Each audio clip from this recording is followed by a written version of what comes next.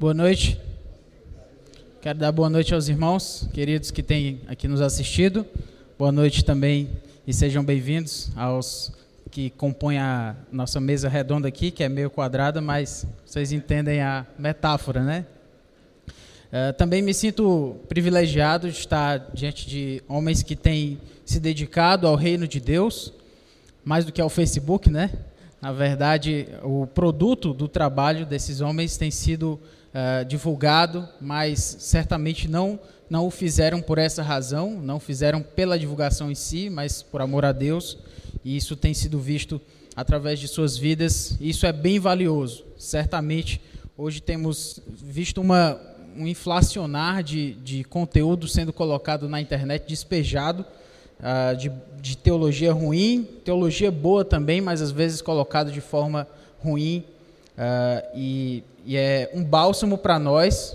Eu creio que todos nós que estamos aqui assistindo estamos diante de um momento ímpar, realmente, porque a igreja carece de instrução nessa área. Embora todo mundo tenha um Facebook, poucas pessoas têm recebido uma instrução espiritualmente sólida e bíblica sobre isso.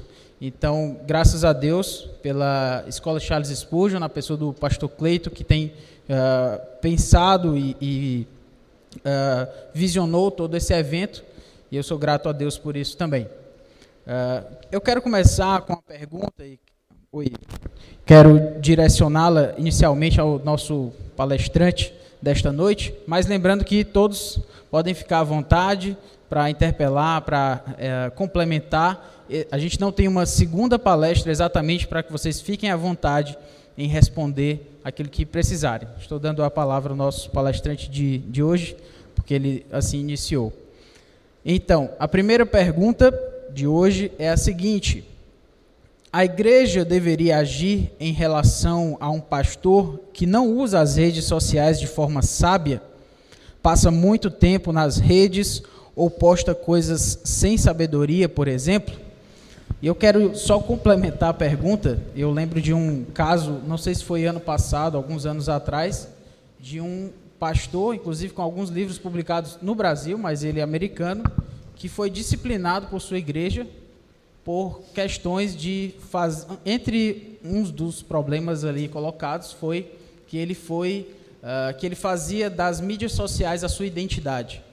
Então, isso é um problema de fato que tem surgido, né, a vida da igreja, e como um pastor que não usa as redes sociais de uma forma sábia, se a igreja deveria agir e como ela deveria agir em relação a isso.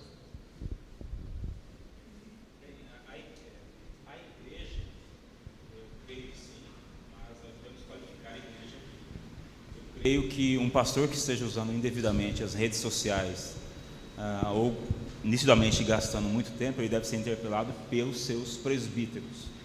E, infelizmente, isso é às vezes esquecido em muitas igrejas.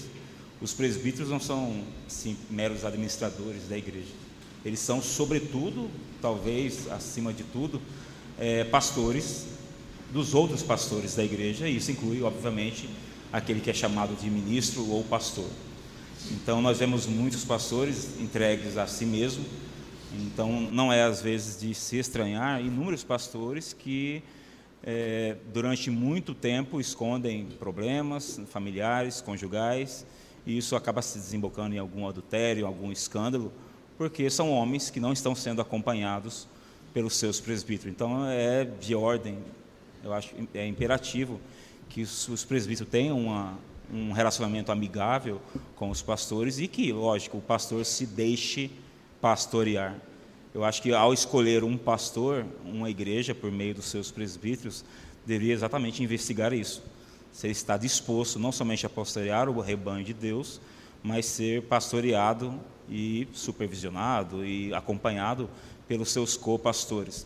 Eu lembro-me de alguns anos, após um escândalo que saiu nos Estados Unidos, Carl Trueman, um pastor, teólogo, professor no Westminster, conhecido de alguns aqui por meio dos seus livros, ele escreveu um artigo pequeno, mas basicamente o título era Precisam-se de Presbíteros, em que ele enfatizava exatamente isso.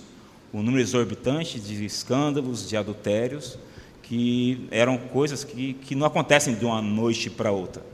São pecados escondidos, são displicências que vão sendo acumuladas aos longos dos anos e, quando não acompanhadas, quando não interpeladas pelos seus presbíteros, pelos seus copastores, pode acabar nisso. Então, a igreja ali, eu diria sim, se fosse por meio dos seus presbíteros. Não cabe, por exemplo, aos membros ficarem indagando, muito menos em público, se o pastor está gastando muito tempo ou não. Então, eu acho que é salutar que nós, presbíteros, também tenhamos redes sociais e deixemos-nos ser pastoreados por os outros e pastoreemos também os nossos irmãos copastores conosco. Se alguém quiser complementar alguma coisa.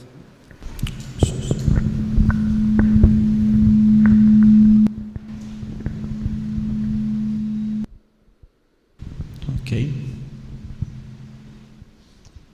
Boa noite, irmãos. Dizer que é um prazer muito grande estar aqui, agradecer ao pastor Clayton e à escola Charles Spurgeon pelo convite, e estar aqui com os meus amigos e compartilhar desse tempo com eles também é um prazer muito grande.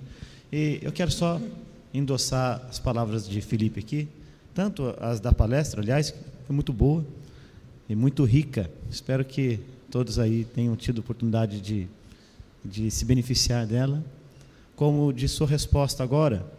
É claro, eu não tenho certeza aqui no nosso meio, mas aqui no nosso país a gente pode dizer que há muitas tradições evangélicas diferentes, e nas diferentes tradições evangélicas há diferentes estruturas eclesiásticas, não é? E portanto, para responder adequadamente essa questão, é preciso que a gente considere um modelo eclesiástico que seja mais próximo daquele que as Escrituras, né, ensinam para a gente.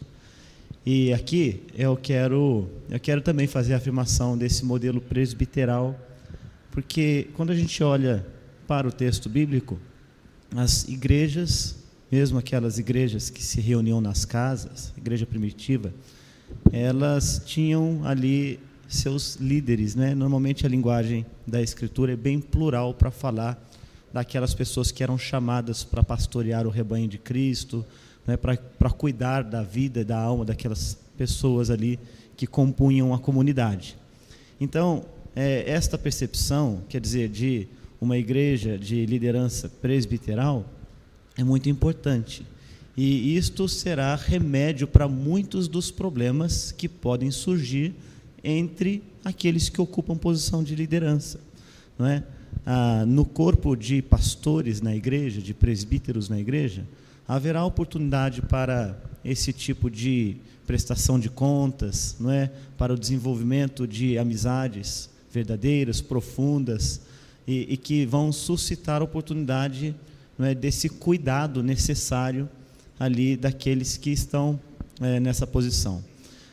Aquelas estruturas de igreja, estruturas eclesiásticas, por sua vez, que tem uma figura muito solitária, muito forte, muito, não é, daquelas personalidades mais autoritárias, essas comunidades terão grande dificuldade em aproximar-se e, quem sabe, até mesmo corrigir alguma conduta imprópria por parte do pastor. Você vai notar que nas igrejas por aí afora, aquelas que são mais marcadas por problemas sérios ali entre a sua liderança, são justamente aquelas que têm essas figuras assim de forte personalidade, não é? E que são mais solitárias ali no seu ministério. Normalmente, quando esses pastores caem em algum tipo de pecado, ou de falha, ou de erro, a igreja toda sofre, e há pouco que se fazer para superar aquele problema, para corrigir,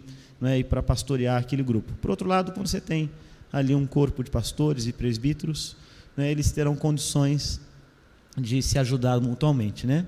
E aqui apenas uma palavra final, lembrar que a palavra de Sabino aqui também sobre, né, o membro de igreja que vai até o seu pastor para, quem sabe, falar com ele sobre isso? Aí depende muito da maneira como isso é feito, né?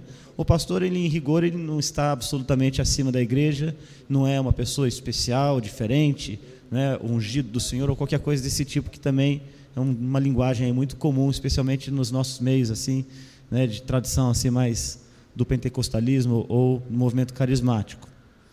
Portanto, ele pode ser sim beneficiado, por assim dizer, pela sabedoria de irmãos na igreja, né, que possam ajudá-lo a perceber aqueles pontos cegos ou áreas em que ele porventura esteja falhando. Mas esse tipo de abordagem precisa ser feita com muito cuidado, como a gente faz, aliás, com qualquer outra pessoa na nossa congregação, não é? Se a gente vai chamar a atenção de alguém, vai falar sobre alguma área em que a gente julga que aquela pessoa precisa crescimento, precisa corrigir algum procedimento, a gente precisa fazer esse tipo de abordagem com sabedoria. De modo geral, o próprio corpo de presbíteros, né, cumprirá bem esse papel.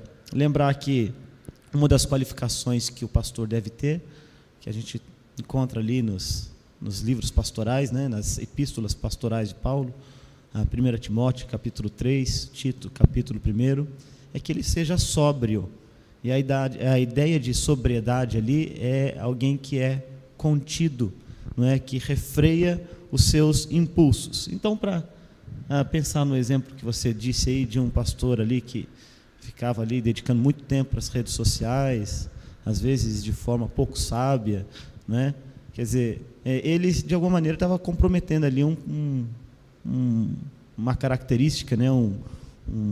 Uma marca, né? Uma qualidade que é própria do pastorado, né? Talvez ele esteja revelando que não estava ainda apto para o exercício desse ministério do pastorado, né? O domínio próprio, né? A temperança, são outras qualidades, qualificações que aquele que é chamado para ministrar e servir a Igreja de Cristo como pastor deve ter. Deixar os outros colegas comentarem também. Boa noite, irmãos. É uma alegria estar aqui entre vocês. Obrigado pelo convite, pastor Clayton. Sabino, eu gostaria de publicamente agradecer pelo seu trabalho com o Monergismo. Aliás, ele foi uma peça-chave no próprio surgimento. Voltemos ao Evangelho, um exemplo, um lugar onde eu lia, onde eu pude encontrar recursos. Obrigado pelo seu serviço à Igreja Brasileira. Assim, já falaram praticamente tudo, mas eu quero qualificar a palavra falta de sabedoria. Falta de sabedoria segundo qual critério? Né? Porque às vezes você tem um membro que acha que o pastor está ficando tempo demais na internet. Mas o que é tempo demais? Como você está medindo isso? Paulo, em Timóteo, ele vai alertar sobre trazer acusações contra os presbíteros, os pastores. Tem que ter 2 testemunhas. Ele cometeu algum pecado público? Ou você só não gostou da forma como ele interagiu? É ruim a gente ficar no vago, né? Quando você vai talvez trazer alguma coisa contra algum presbítero, algum pastor, a coisa precisa ser específica, precisa ser clara, ela precisa ser pontuável, pública até, né? Então, se você está pensando, ele está com falta de sabedoria nas redes sociais, mas o que significa isso? Você sabe quanto tempo ele tem passado, ou você acha que ele tem passado tanto tempo? Porque às vezes uma página lá, por exemplo, você programa a coisa para o dia inteiro, mas você ficou lá meia hora só. E dá a impressão que ele está entrando a cada 1 hora postando uma frase. Mas não, ele ficou lá 1 hora do dia dele programando aquilo. Então, tomar cuidado com algumas acusações que a gente levanta rapidamente, impressões que a gente tem, que as redes sociais podem parecer que a pessoa está universalmente lá. E a gente sabe que isso não é necessariamente verdade.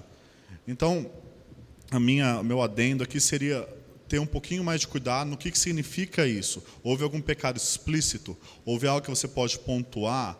E se pode pontuar, qual é a gravidade disso? Entendeu? Se for pontuar todos os pecados do pastor, meu irmão, ele tem bastante. Ele é um pecador, que ele deve servir de exemplo para a congregação, mas ele continua um pecador salvo pela graça. Então a gente tem que ter um equilíbrio aí sobre o que está acontecendo de fato, se é só falta de sabedoria, se é só precisa de um toque, que os presbíteros são muito mais dedicados para fazer isso, ou se é algo sério, conforme aconteceu o caso de disciplina nos Estados Unidos. Então precisa ser pesado com sabedoria isso. Boa noite, irmãos. Boa noite. Quero agradecer a oportunidade de estar aqui, encontrar os meus irmãos e amigos, agradecer ao pastor Cleiton pelo convite, né? E eu quero contar uma historinha antes de, né, uma família, né, pai, mãe, filhos, né? O pai chama a todos para que eles orem e depois da oração, um filho denuncia o outro dizendo assim: pai, fulano estava com o olho aberto, né? A história de pastor está passando muito tempo na internet. Como é que você sabe disso? Você está acompanhando o mesmo tempo que ele, né? Não resta dúvida. Para que você possa medir o tempo que um pastor está na internet, você está ao mesmo tempo também com ele, ok? Então, é sempre interessante verificar isso, essa relação do uso com a mídia social. Por exemplo, eu sei que é possível, né? Aliás, é muito provável que todos aqui tenham um Wi-Fi em casa e os seus aparelhos, os seus dispositivos estão conectados constantemente. Então, alguém vai lá e olha no WhatsApp do pastor e está lá online, né? Aquilo que o Vinícius colocou. Ele vai lá e entra na página e está lá online no Messenger e outros aplicativos. Seja como for, a relação do ministro com a rede é muito relativa.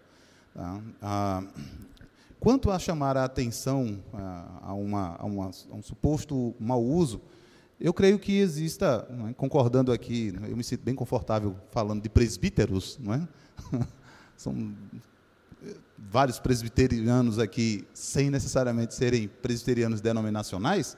Então, mas eu penso que há um espaço para fraternidade. Eu me recordo de um amigo em que ele estava curtindo algumas postagens, e um irmão entrou em privado e falou: pastor, olha, esse tipo de curtição aí nessas postagens, será que elas são boas? Na verdade, depois o pastor, refletindo, achou que de fato não era. Então, há um espaço para um nível fraternal, mas como é que isso se dá? Como é que esse tipo de chamada de atenção, de correção, de admoestação se dá? Tá? Um outro aspecto que me preocupa, aí sim, é que as próprias igrejas, né, tais como algumas empresas já fazem, né, elas podem consultar a mídia social do pastor, pode verificar que tipo de interação que ele tem. Alguns pastores não foram mais convidados a outras igrejas porque eles eram brigões na internet, né, porque eles usavam mal a internet, eles arengavam, eles brigavam, discutiam, né, chegava lá e encontrava uma mesma postagem, 3.000 bate-bocas, né, do pastor. Então, é uma faca de dois gumes, tanto para o pastor, né, quanto também para a própria igreja. Os presbíteros devem ser prudentes na atenção, né, admoestativa, os membros também. Seja como for, esse uso, né, deve ser qualificado. E esse tipo de qualificativo não pode ser dado segundo a subjetividade de cada um, mas segundo a própria Escritura. Tá? Então, um pastor que passa, por exemplo, você entra no site Bible Hub, né? É um pastor que pode utilizar a ferramenta que tem ali, com diversas versões bíblicas. Ele não tem um logos em casa, mas ele tem lá na internet um texto grego, um texto hebraico. Ele pode usar e passar um tempo naquela consulta. O problema é que mídia social não foi feita para prender a atenção em uma página, mas em várias páginas. Nenhuma rede foi feita para prender você naquela ocasião. E é por isso que ela tem várias propagandas, né, para te desviar a atenção. Então, a prudência, a sobriedade, a cautela, a sabedoria, né, no uso desse recurso, seja no uso do pastor, seja no uso que o membro está acompanhando o pastor, né? Caso contrário, nós vamos começar a exercer disciplinas assim. O pastor está usando mal, ele falou algo que me atingiu, então eu vou excluir o pastor, então ele dá a disciplina, né, excluindo ou bloqueando o pastor. O pastor faz a mesma coisa, ele não precisa mais trazer a igreja para a disciplina, ele simplesmente exclui, bloqueia, já exerceu a disciplina naquela ocasião. Então, as palavras ditas pelo Felipe Sabino, uma confissão que eu sempre faço ao Sabino quando tenho ocasião aqui, né? Na época em que eu não tinha computador em casa, usava no trabalho, então eu fazia o download do site inteiro da Monergismo para poder ler offline, né? Então usava um comandozinho e baixava tudo que tinha por lá. Então, Sabino, eu fui um dos primeiros a fazer aquele hackeamento lá que você, né? Bom, eu acho que é isso. As palavras foram ditas. Sobriedade, sabedoria, prudência são palavras, princípios bíblicos para o uso de qualquer rede.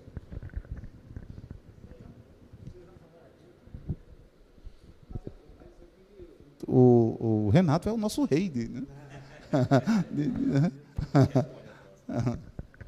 Ok. Eu lembro, só complementando essa história, de, às vezes, a falta de sabedoria também de quem faz o juízo de valor, né? Eu lembro de um pastor amigo meu que colocou aquelas malditas mensagens de bom dia que vem nos grupos, né? Na verdade, ele não colocou, né? Alguém colocou, e se você não coloca, né? Tem toda uma política maldita de grupos também, né? E ele colocou lá, o bom dia dele era umas 10 horas da manhã. E alguém comentou logo depois e causou problema. Não era uma igreja tão grande, né? Pastor, o senhor acordou agora, pastor, 10 horas da manhã. O pastor tinha mais o que fazer do que dar bom dia e estava lá, por misericórdia, né? Naquele bendito grupo lá, né? Que deveria ser usado de forma sábia também. Então, o que os irmãos colocaram de forma muito bem colocada, de fato, é que a gente precisa de sabedoria de ambos os lados aí, aquele que emite juízo de valor, mas também, obviamente, os pastores, né, que precisam ter sabedoria para usar as redes sociais, afinal de contas também são ministros, estão ali como exemplo também do rebanho e também precisam prestar isso aí, né? Felipe, eu acho que a gente pode todos concordar que nós devemos excomungar todos que der bom dia pelos grupos de WhatsApp. Exatamente. Nós acabamos com isso, acaba-se com todos os problemas. Totalmente. Disciplina imediata. Muito bem. Vamos para a nossa segunda pergunta da noite. Diz respeito ainda sobre as redes sociais, sobre alguma questão relacionada à vaidade. A pergunta é a seguinte. Ela está ali também disposta. As redes sociais oferecem um tipo de sensação de sucesso, seja pelos likes, compartilhamentos ou comentários. Será que isso tem feito muitos líderes cada vez menos firmes em relação a posições conservadoras, simplesmente por não desejarem desagradar o público? Alguns exemplos são namoro misto, disciplina eclesiástica, autoridade pastoral, submissão aos anciãos e à igreja, etc. Então, a ideia é quão firme os membros, aliás, os líderes deveriam continuar sendo, né? Se eles, de fato, têm tido algum medo ou receio de serem mal quistos, de uma certa forma, por um público, né? Por conta de toda essa visualização que as redes sociais acabam gerando. Boa noite, muito bom estar com vocês aqui, pastor Cleiton, obrigado pelo privilégio que me concedem de estar aqui com vocês e de estar com os irmãos aqui também. Eu digo que sim e não, né? Por quê? Se por um lado você vai encontrar algumas pessoas que vão ser politicamente corretas e vão negociar o conteúdo em prol de likes, por outro você vai encontrar pessoas também que não vão ser politicamente corretas e que vão agir assim porque também querem likes, porque a polêmica ela atrai likes, né? Ela atrai pessoas que ao mesmo tempo vão te odiar, mas outras que vão te colocar numa posição a qual você não deveria estar. É muito complicado, realmente é muito complicado. Quando você ganha uma visibilidade na internet, principalmente nas redes sociais, e você posta algo e você tem 1.000 likes, 1.500 likes, 2.000, 3.000 compartilhamentos, a tentação que se tem é de você, de fato, se achar a última Coca-Cola do deserto, o que é um pecado, né? O que afronta a glória de Deus e faz com que nós nos comportemos de forma absolutamente equivocada. Então, eu penso que nós fomos chamados a falar a verdade, a pregar a verdade sem arrogância, sem prepotência, o que é difícil também nas redes sociais, Porque você vê os caras hoje em dia postando, e se alguém diverge de alguma coisa, já o destina ao quinto dos infernos, no colo do cramulhão, e excomunga a vida do indivíduo rapidamente, tirando o nome dele do livro da vida. E é assim que se faz. Então, assim, é tênue, é muito tênue. Então, a pergunta que todo mundo que está na internet, que posta alguma coisa, hoje em dia a moda são as frases de efeito, né? Você vê o pessoal criando frases de efeito para colocar. Qual é o objetivo nisso? É você ser considerado uma pessoa diferenciada, um extraordinário, como o Sabino disse muito bem, ou um cara supervalorizado, ou você posta para glorificar o nome do Senhor? Nossa natureza é muito má, é muito perversa, e a gente, se bobear, a gente se deixa levar por esse sentimento mesmo, de achar de que a gente sabe alguma coisa, de que a gente é de fato melhor e diferenciado de tantos outros, e a gente acaba publicando aquilo em busca de likes. Então, a gente precisa rever isso e pensar sempre nisso.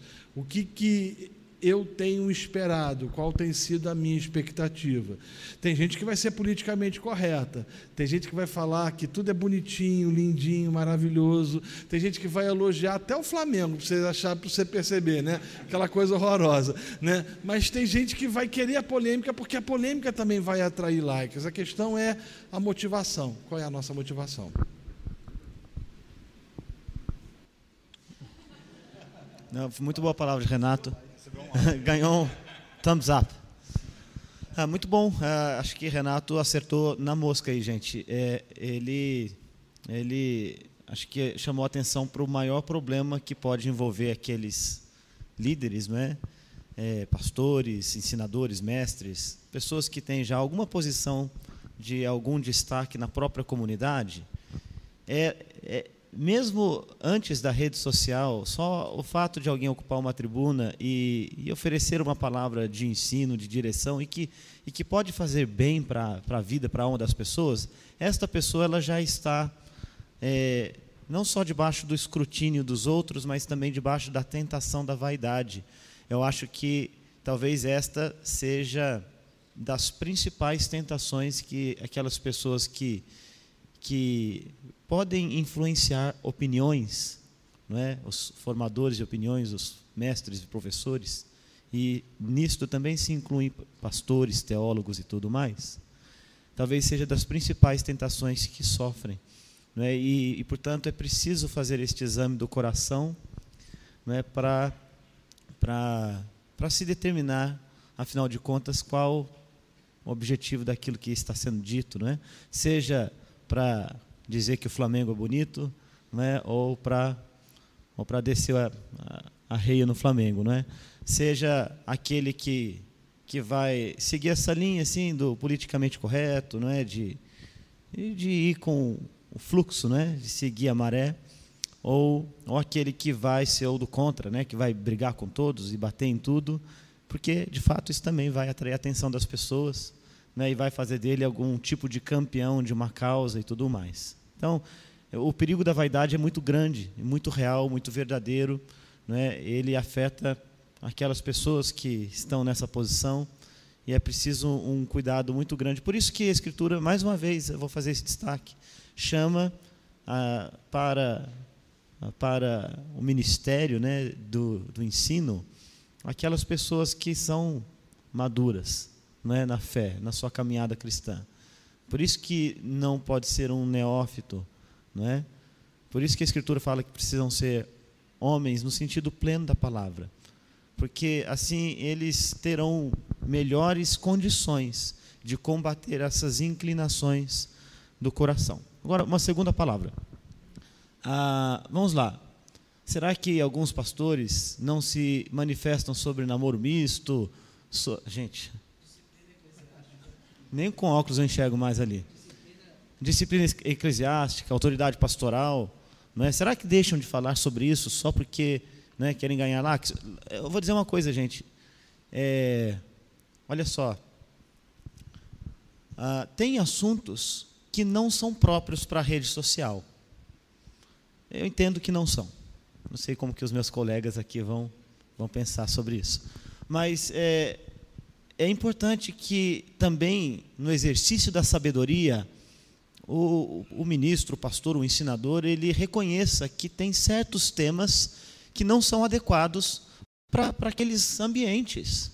Não é porque são ambientes muito públicos, mistos, de gente das mais variadas tradições evangélicas e de tradições não evangélicas. A gente não sabe quem está lendo aquele troço lá, pode ser até um inimigo da fé, gente que é escarnecedora, que não abraça os mesmos valores. Quer dizer, tem de tudo na rede social e, portanto, é preciso ser muito cuidadoso, muito cauteloso na escolha dos assuntos que serão tratados. Não é? Eu acho que eu posso falar um pouco bem disto pela seguinte razão. Aqui, desse grupo aqui, eu penso que eu sou o que tem menos regularidade e visibilidade mesmo nas redes sociais. Eu uso muito pouco, né? Através dos ministérios que eu exerço, aí talvez, como o pastor Cleiton falou, né, o CFL e outras coisas, eles têm um alcance grande, mas pessoalmente eu uso pouco. E um dos princípios que eu tenho procurado adotar no pouco que eu uso é o cuidado com aquilo que será dito. Tem certos assuntos que devem ser reservados apenas para a comunidade local, para aquelas pessoas com as quais a gente convive, para as quais a gente ministra regularmente, aquelas pessoas que não ouvirão apenas um comentário breve, sem um contexto anterior e sem uma sucessão de ideias que vão ajudar a fortalecer aquilo. Porque a gente precisa, o ensino não é assim, ele não se dá no vácuo. E o problema da internet é que ela às vezes é um vácuo, ela é uma coisa efêmera, de ideias rápidas, não é mesmo? E você então introduzir um assunto como esses que o Felipe falou aqui, né? O sujeito quer discutir Cornelius Van Til, né? Quer discutir assuntos, sei lá, pressuposicionalismo, teologia filosófica, a partir de uma frase. É meio ridículo isto. Não é? A partir, às vezes, de uma sentença, e então discussões, assim, às vezes tolas e sem sentido, e que acabam até suscitando algum tipo de inimizade, não é? de sentimento impróprio, de ira, de zanga, não é? E de orgulho, de soberba também, de parte a parte, surge ali. Então, gente, nem toda verdade tem de ser dita de qualquer jeito e a qualquer momento. E presta atenção nisso que eu estou falando. Nem Jesus fazia isto, tá bom? Nem Jesus fazia isto. Ele dizia aos seus discípulos, olha, tem muitas outras coisas que eu preciso vos dizer, mas ainda não é o momento.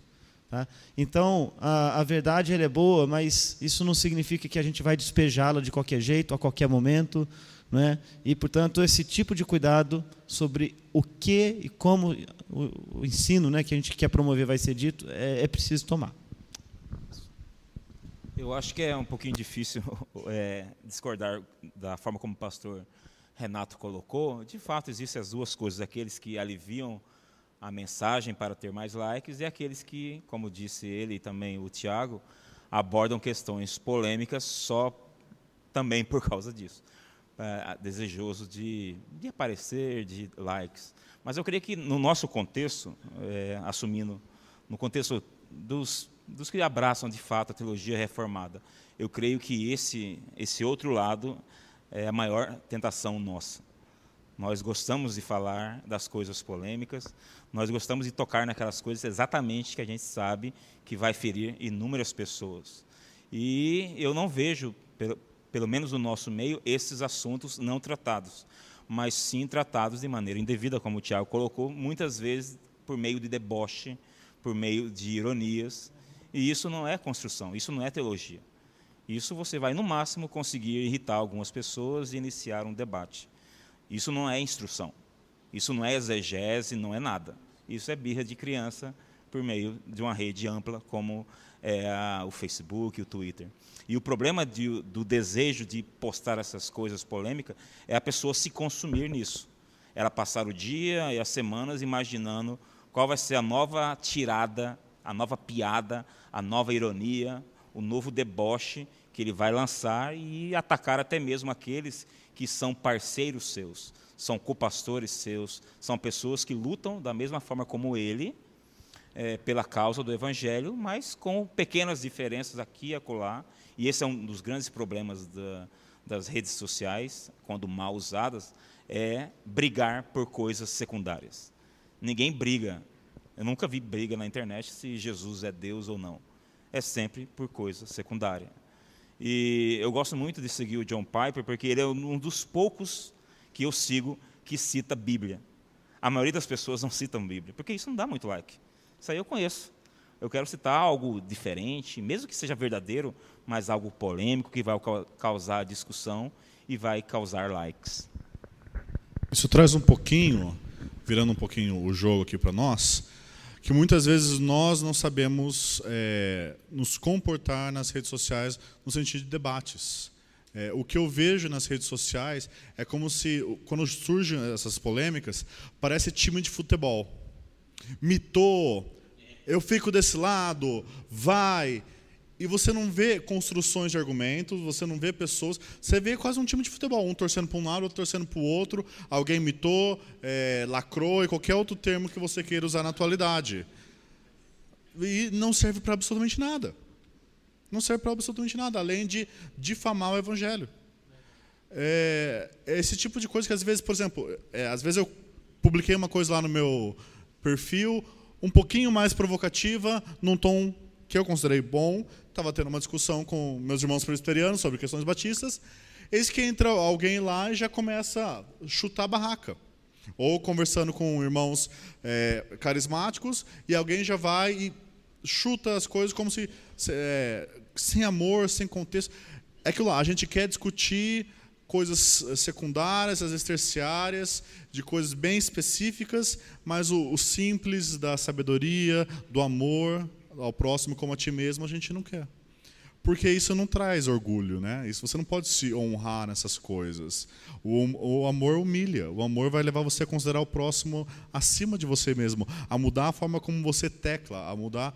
Então a gente tem que tomar cuidado, não só o pastor que posta para provocar ou para agradar, mas nós curtindo e falando, imitando, às vezes para provocar e agradar.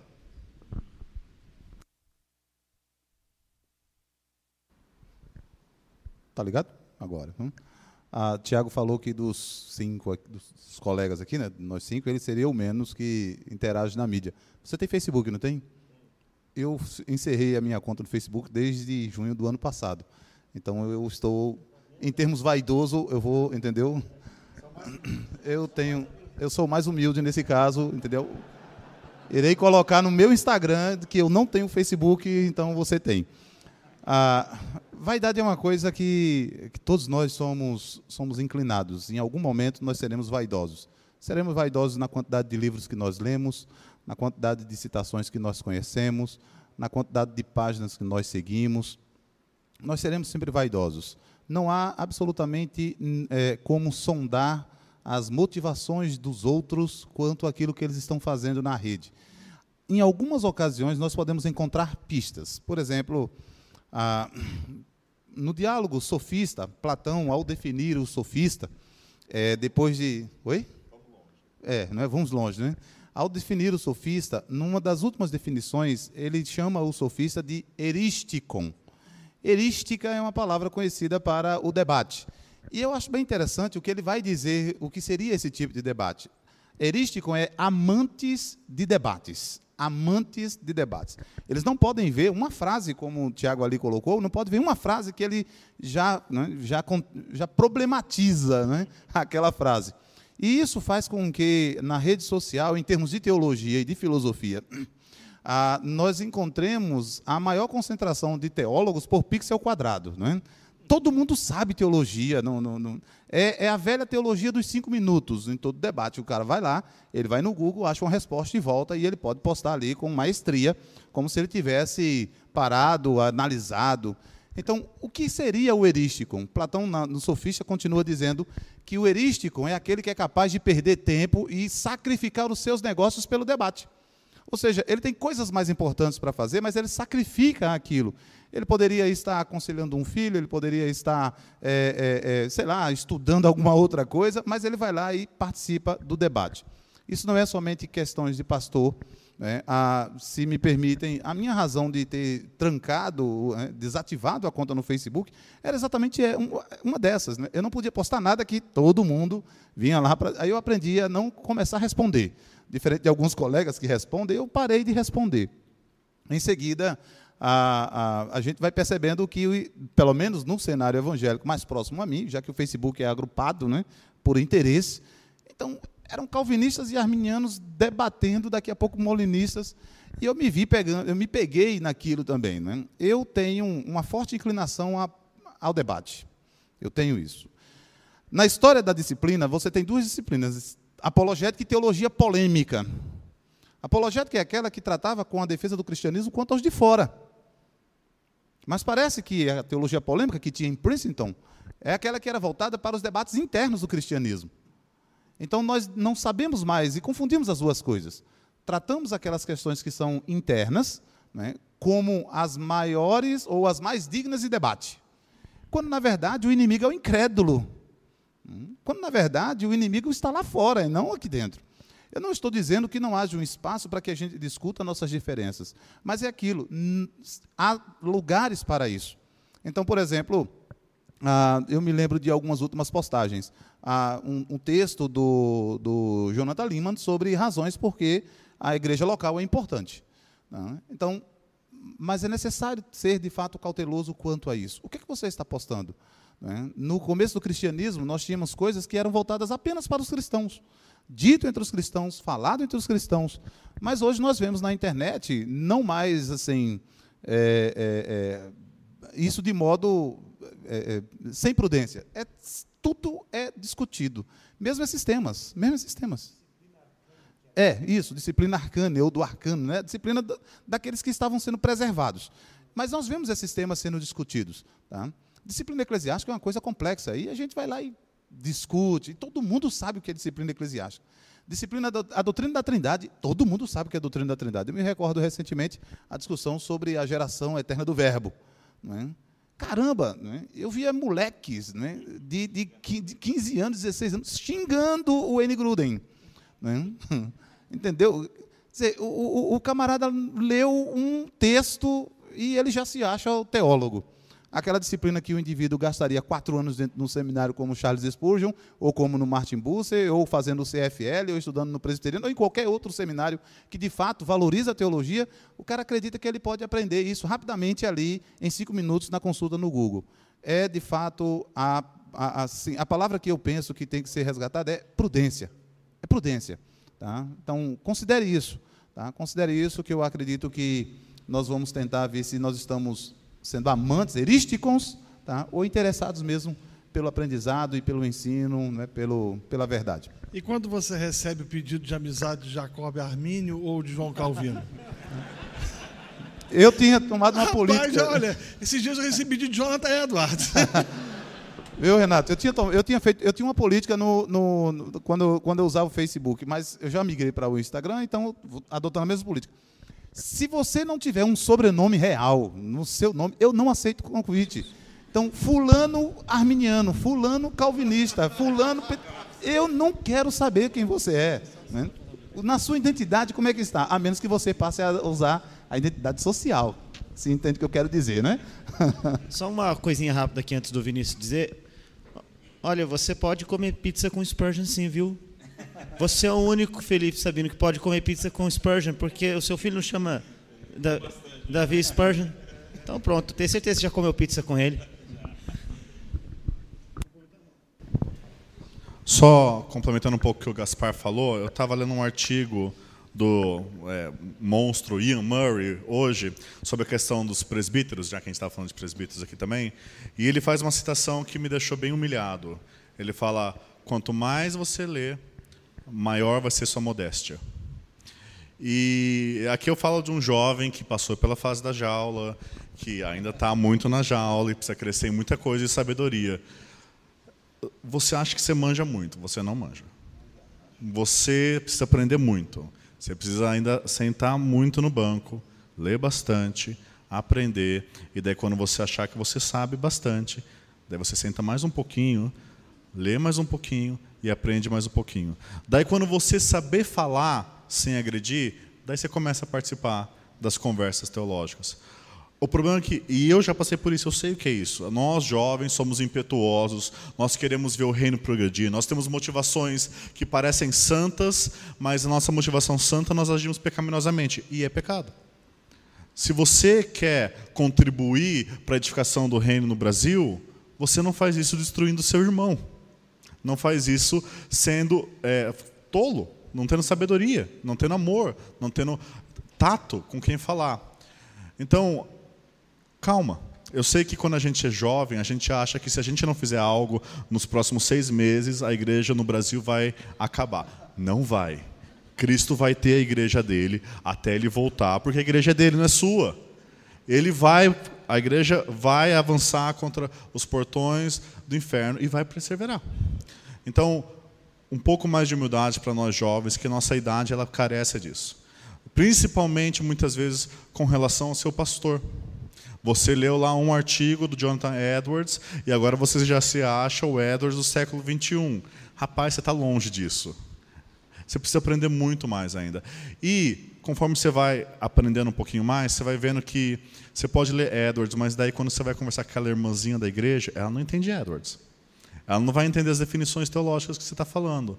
Você vai ter que conversar na linguagem que ela entende. E daí você vai começando a crescer. E é por isso que quando a gente está falando de pessoas que querem like, pessoas que querem visibilidade, mudam seu discurso, para mim, se você quer se ensinar a igreja visível no mundo inteiro e você não está com o seu pé na igreja local, rapaz, você precisa repensar muito o que você está fazendo.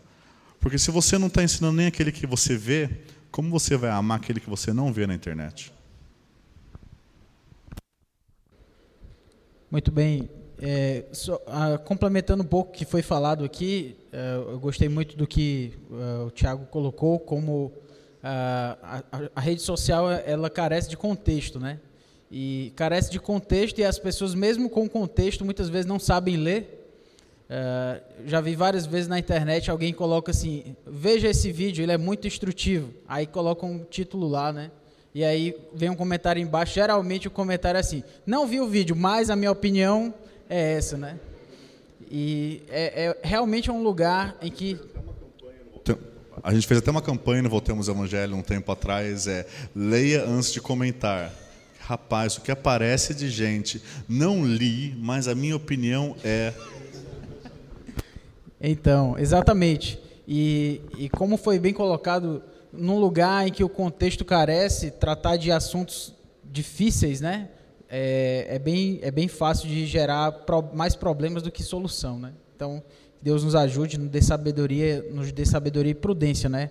Sobre esses assuntos a serem tratados no seu devido lugar, com as devidas pessoas e a partir, obviamente, do amor cristão, do temor do Senhor.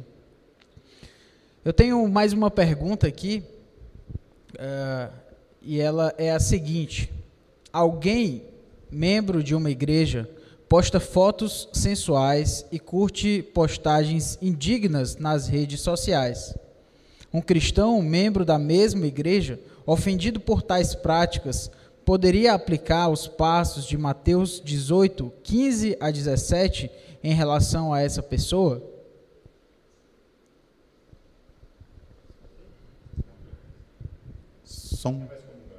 Quem vai excomungar. Agora há pouco eu contei o caso de um colega. Permita-me contar um testemunho próprio. Eu pratico exercício de força há um bom tempo, né? Chama musculação. Musculação pratica Tiago, todo fininho, todo sarado. Eu gosto de ficar grande, né? Eu quero ficar grande, entendeu? E muitos das minhas curtidas no Instagram eram de pessoas halterofilistas, né? Então, homens e mulheres, né? Algumas mulheres fazendo deadlift, né? Levantando peso. Então, um irmão daqui do Nordeste entra em contato comigo e ele acredita que as minhas curtidas das postagens das irmãs não eram adequadas. E eu perguntei para ele, assim, o irmão também viu a curtida dos rapazes, dos homens, né? Que também estavam curtindo lá, os camaradas que eram fortes, né? Eu parei e pensei assim, ele tem razão. Ele tem razão. Ele veio em privado e falou comigo sobre isso. Então eu digo, sabe uma coisa, para não ofender isso a ninguém, melhor então evitar isso. Então eu evitei. Eu achei que foi justo. Eu creio que, de fato, irmãos, a exposição que nós fazemos, nossa, né, ou vendo, não seria indiferente, ou diferente, na verdade, daquele que seria no mundo virtual, no mundo real. Não seria diferente. Tá? Assim como eu não quero uma mulher estranha ou um homem estranho seminu na minha casa, visivelmente, também não gostaria que estivesse na minha página. Tá? Da maneira como eu não quero entrar na sua casa e não vou entrar, certamente, em trajes indecentes, certamente também não deveria ser feito isso de modo virtual. É que nós minimizamos o conceito de pornografia, minimizamos o conceito de imoralidade, nós reduzimos esse conceito. E aí, aquela expressão sobre eu não vou colocar nada impuro diante dos meus olhos, a gente resume aquilo às coisas que são mais aberrantes, né? Que são descaradamente imorais, e não aquilo que é mais moderado. Uma coisa é ter um conceito ou um conceito bíblico de beleza e estética. Tá? Outra coisa é confundir a estética com a imoralidade. Tá? Então, eu penso que sim, pode acontecer, e seguir esses passos, orientar o irmão. Né? Ao relatar esse caso, eu agradeci a Deus depois por isso. Né? Falei com ele e disse, olha, muito obrigado por ter feito isso. Né? Eu não conheço pessoalmente, ele me conhece das redes, e eu agradeci a Deus porque ele me advertiu. Né? Uma das coisas e aí eu quero encerrar, dizendo assim, uma das coisas que nós precisamos aprender é deixar de lado a covardia. Nós cristãos somos muito covardes. Então, é preferível criar o grupo de Pedro, de Paulo, de Apolo e de Cristo, e tratar dessas coisas de Pedro no grupo de Apolo. Né? E tratar das coisas de Apolo no grupo de Cristo. E assim, né, nós fazemos. E nunca falamos uns com os outros. Nós vemos os perigos acontecendo com os nossos irmãos. Nós vemos eles se enredando em pecados. Às vezes não foi uma coisa direcionada. Hoje eu acordei e estou inclinado a postar o meu peitoral na internet. Não passou nem pela cabeça. Quis lá apresentar um exercício que ele fez lá na academia, ou foi lá uma praia, ou foi lá enfim, não passou nada. Mas ele gostou tanto de tantos likes que ele recebeu, né? E os elogios, nossa, você está muito bonito, você está muito bonita, e aquilo termina motivando ou inclinando seu coração cada vez mais aquilo. E nós percebemos isso e não fazemos nada. Uma das principais questões, ou um dos principais pontos em Mateus 18, é que nós precisamos deixar de lado a covardia.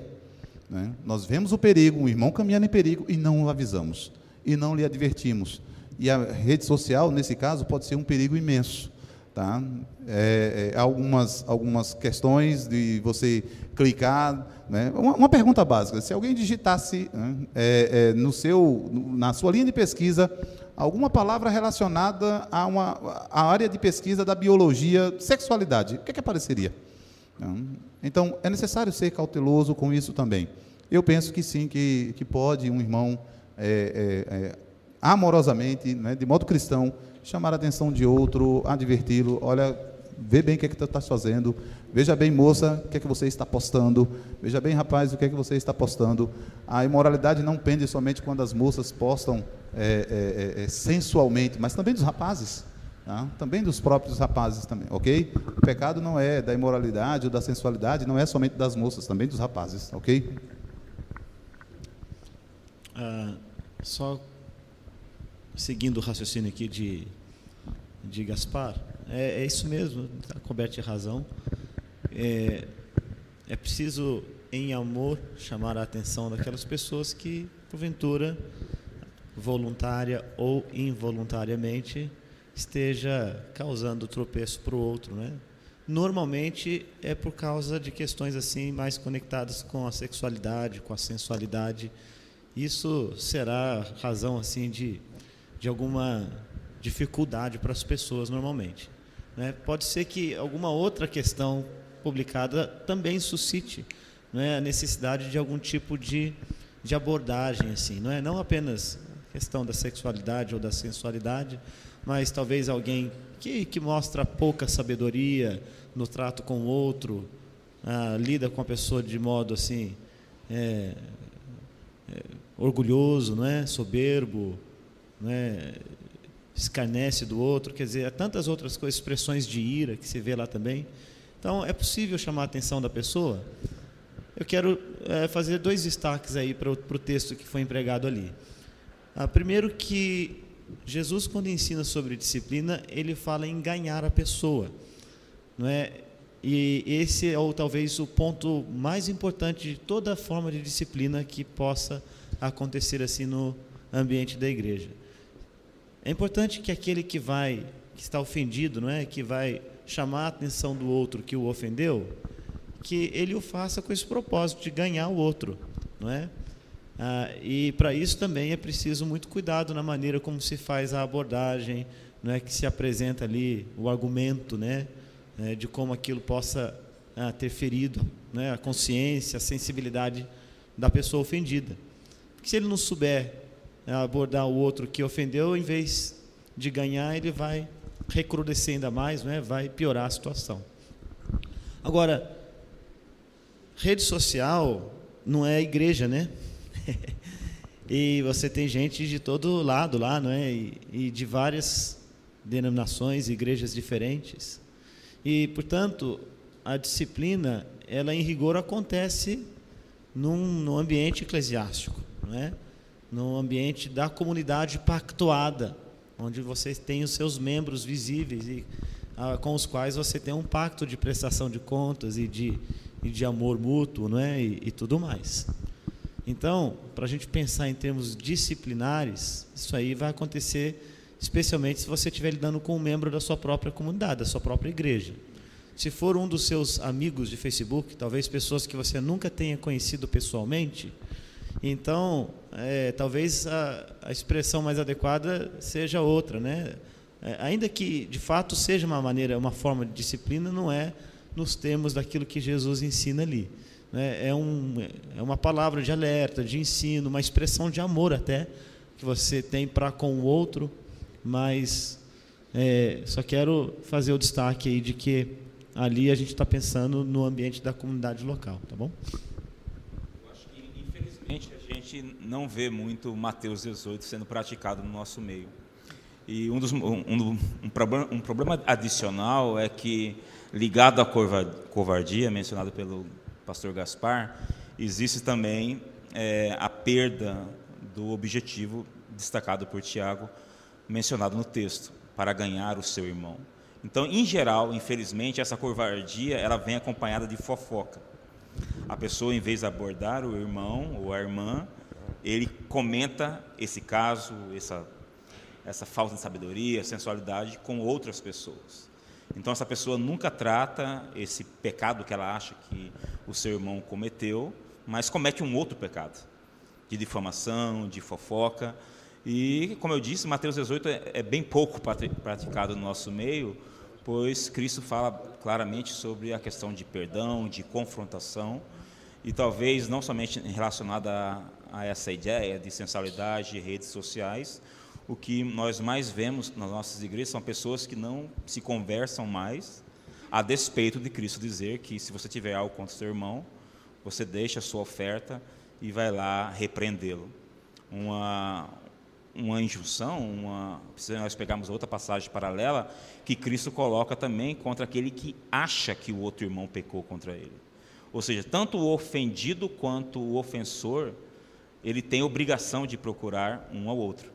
Se você ofendeu alguém e a outra pessoa não te procura para te exortar, é sua obrigação procurá-la. E é a mesma coisa, se você é ofendido e o ofensor não te procura, você deve procurá-la. Então, esse é um texto claro que eu acho que nós nem precisamos de pastores extraordinários para explicar esse texto, o que esse texto nos ensina. E, infelizmente, nós não vemos ele colocado em prática, muito menos nas redes sociais. Um ponto para a gente considerar, vocês que vivem aqui na região praiana, é o que é de fato sensual ou não. Eu sei que vocês provavelmente enfrentam dificuldades nessa área que eu, lá em São José dos Campos, não vou enfrentar. Se uma senhora da nossa igreja, uma moça da nossa igreja estiver andando de biquíni na rua, nós vamos com certeza conversar com ela. É totalmente inadequado na nossa cultura. Já vocês aqui têm um grande problema nas mãos, né? Vocês têm praias. E o que é modéstia? Essa é uma pergunta difícil. Não é uma pergunta fácil. Porque para nós pode parecer fácil, mas você volta aí 50 anos, mostrar aqui seria falta de modéstia. Você volta um pouquinho mais... Antebraço, obrigado, Thiago. Mostrar o tornozelo podia ser falta de modéstia. Canelas, isso, Thiago. Obrigado. Aula de anatomia, gente. Então, assim, mas também você tem que tomar cuidado com o outro extremo. Com as pessoas que vão usar esse tipo de argumento para mostrar quase todo o corpo. Então, é uma conversa que, novamente, você precisa de sabedoria, você precisa de discernimento, você precisa considerar onde você está, você precisa considerar a pessoa. E muitas vezes a gente não quer ganhar o irmão e só quer falar mal do irmão. E se você vai saber se você quer ganhar o irmão ou falar mal do irmão, se você vai tomar iniciativa. Porque o amor ele vai tomar iniciativa pelo bem do próximo. O rancor ou a fofoca, não. O próximo pode continuar pecando, eu só quero a destruição dele. Eu quero a disciplina dele.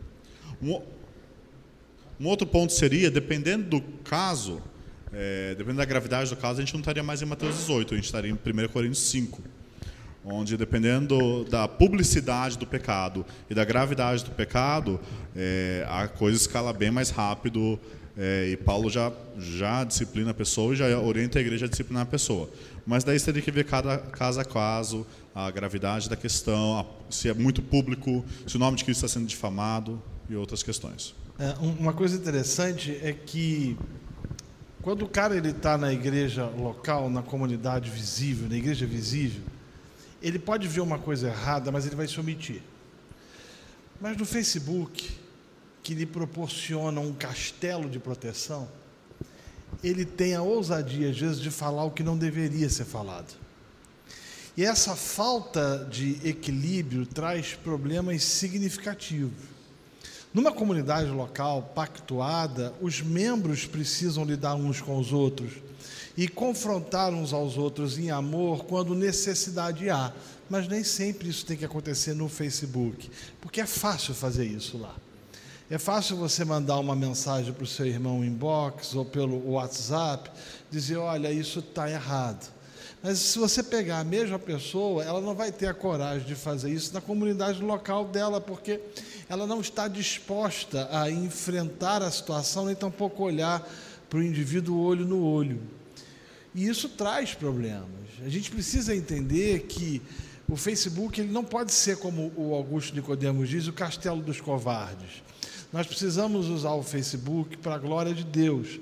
E quando a gente percebe que um irmão tem um problema numa determinada área, que latentemente isso ficou claro no Facebook, não é o Facebook ou através do Facebook ou da rede social que a gente tem que resolver isso, mas em amor conversar com a pessoa pessoalmente.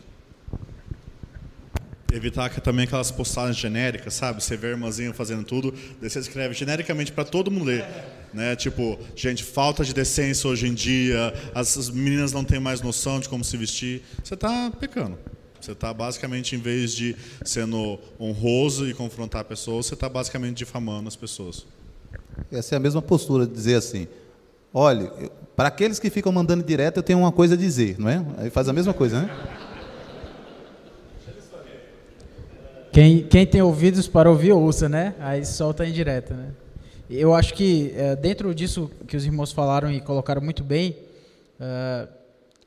às vezes as pessoas confundem a ideia da rede social, como o Renato colocou muito bem, sobre ser esse castelo, esse lugar onde as pessoas se sentem corajosas e tal, mas às vezes essa visão dicotomizada do que a pessoa é na vida real e o que é lá na internet, né, como se a gente pudesse fragmentar as pessoas dessa forma, né? O que ela faz lá na internet é só uma extensão do que ela já é, né? Da sua identidade, dos seus valores, daquilo que ela faz.